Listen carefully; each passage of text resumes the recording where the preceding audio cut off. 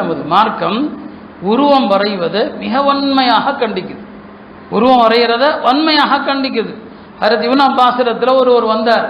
வந்து சொன்னார், நான் உருவம் வரையக்கூடிய தொழில் செய்கிறேன், என் விஷயத்தில் ஃபத்வா கொடுங்கன்னு சொல்லி. இப்னு அப்பாஸ் சொன்னாங்க, பக்கத்தில் வான்னு சொன்னாங்க. அவர் பக்கத்தில் நெருங்கி வந்தார். இன்னும் கொஞ்சம் பக்கத்தில் வான்னு சொன்னாங்க. நெருங்கி வந்தார். இன்னும் கொஞ்சம் பக்கத்தில் வான்னு சொன்னாங்க. அவர் நல்ல பக்கத்தில் வந்த பிறகு அவருடைய காதில் சொன்னாங்க, பெருமானார் ஸல்லல்லாஹு அலைஹி வஸல்லம் சொல்ல நான் கேட்டிருக்கிறேன், குல்லு முஸவ்விரின் ஃபின்னார், உருவம் வரையக்கூடிய எல்லோரும் நரகவாதிகள். உருவம் வரையக்கூடிய எல்லா நரகவாதிகள், அவன் எத்தனை உருவம் வரைந்தானோ எல்லா உருவங்களுக்கும் உயிர் கொடுக்கப்படும், அந்த உயிர்கள் அவனை நரகத்தில் துன்புறுத்துன்னு சொன்னான். ஒரு ஹதீஸில் பெருமானார் சொன்னாங்க, யஹ்ருஜு உனுகும் மினன்னார், நரகத்திலிருந்து ஹதீஸில் வர்ற வார்த்தை உனுக், உனுக்குனா கழுத்துன்னு அர்த்தம். இதுக்கு என்ன பொருள் அது நமக்கு தெரியாது. பெருமானார் சொன்னாங்க, நரகத்திலிருந்து ஒரு கழுத்து மாதிரி ஒன்று வெளியே வரும். அந்த கழுத்துக்கு 2 கண்கள் இருக்கும், அந்த கண்களால் அது பார்க்கும். அந்த கழுத்துக்கு கழுத்து மாதிரி ஒரு உருவம் வரும், அதற்கு 2 செவிகள் இருக்கும், அந்த செவிகளால் அது கேட்கும்.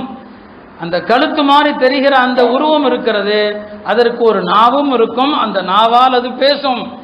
அந்த கழுத்து மாதிரியான அந்த உருவம் சொல்லுமா, ஆனா உக்கில் துபி சலாசத்தின், அல்லாஹ் 3 பேரை தண்டிக்கிறதுக்காக என்னை நியமித்திருக்கிறான்.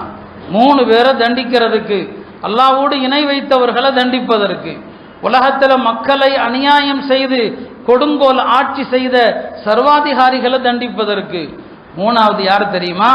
யாரெல்லாம் உருவம் வரைந்தார்களோ அவர்களை தண்டிப்பதற்கு அல்லாஹ் என்ன நியமித்திருக்கிறான் என்று சொல்லி, விசாரணை ஆரம்பிக்கிறதுக்கு முன்னால 500 வருஷத்துக்கு முன்னால இந்த 3 பேரை நரகத்தில் போடப்படும்.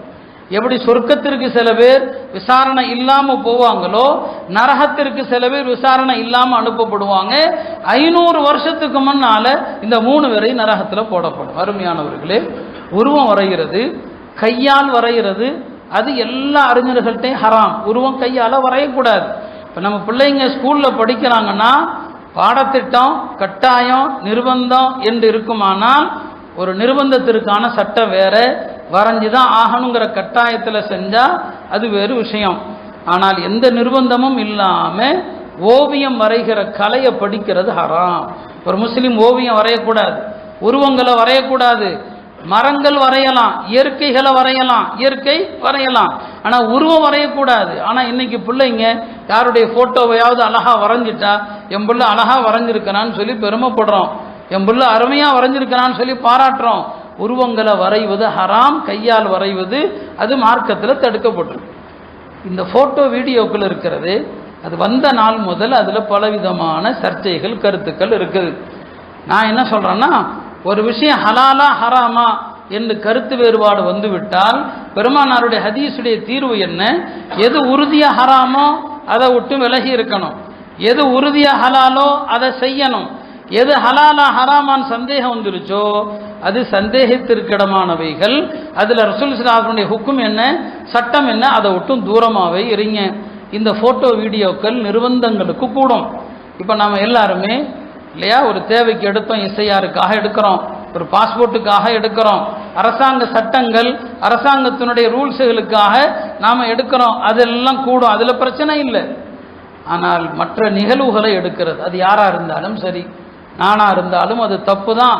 நானே இருக்கிற சபைகளில் ஃபோட்டோ எடுக்கிறாங்க, அதுக்காக நான் நியாயப்படுத்தலாம் மாட்டேன், அது சரின்னுலாம் சொல்ல மாட்டேன். நான் ஃபோட்டோ விரும்புகிறதே கிடையாது, எந்த காலத்திலும் சரி நான் ஃபோட்டோ விரும்புறதில்லை. இன்னைக்கு என்ன ஆகிப்போச்சு, இந்த வாட்ஸ்அப் தளங்களில் பாருங்க, இந்த ஃபோட்டோங்கிறது உலமாக்கல் தளங்களில் கூட ஒரு ஹதீஸை பதிவு செய்கிறதுக்கு கூட சம்மந்தம் இல்லாமல் ஃபோட்டோ போடுறது. உதாரணமாக குழந்தைகளை பற்றி ஒரு ஹதீஸ் வருதுன்னா, குழந்தைகளை பற்றி ஹதீஸ் வருதுன்னா குழந்தைகள் மீது கருணை காட்டாதவன் நம்மை சார்ந்தவன் அல்ல. இந்த ஹதீஸை போடுங்க, என்ன செய்யறது, இந்த ஹதீஸை போட்டுட்டு கூடவே குழந்தைகளுடைய ஃபோட்டோ போடுறது என்ன தேவை இருக்குது? இந்த ஃபோட்டோவுடைய அவசியம் என்ன இருக்குது? அண்டை வீட்டுக்காரர்களுக்கு உபகாரம் செய்யுங்கள் அப்படிங்கிற ஹதீஸை போடுறதுன்னா அந்த ஹதீஸை போடுறது இல்லை, ஒரு அண்டை வீட்டுக்காரர்கள் கை கொடுக்குற மாதிரி, முசாஃபா செய்கிற மாதிரி, கட்டி தழுவுற மாதிரி ஃபோட்டோ. இந்த ஃபோட்டோக்கு என்ன அவசியம் வருது? அப்போ ஃபோட்டோ ஹராம்ங்கிற அந்த பார்வை எல்லாருடைய உள்ளத்திலிருந்தும் போயிடுச்சு. இந்த ஹராமை நீங்கள் செஞ்சுக்கிட்டு அல்லாஹ்வுடைய மார்க்கத்திற்கு நீங்கள் நன்றியுள்ள மக்களாக இருக்கிறீங்க. எப்போ நன்றி இல்லையோ அல்லாஹ்வுடைய கடுமை தண்டனை இருக்க தான் செய்யும். நாளுக்கு நாள் சட்டங்களால் நாம் அழுத்தப்படுவோம், நிர்பந்திக்கப்படுவோம். அப்போ ஃபோட்டோ விஷயத்தில் எல்லாருடைய உள்ளங்களிலும் அது லேசாக போச்சு. எல்லாருமே ஃபோட்டோ, எதை ஃபோட்டோ எடுக்கிறதுனே கிடையாதுங்க. எல்லா இலவையும் ஃபோட்டோ எடுக்கிறது. கல்யாண வீட்டில் சாப்பிட்றத போய் ஃபோட்டோ வீடியோ எடுக்கிறாங்க. அதில் என்ன கிடைக்க போகுது?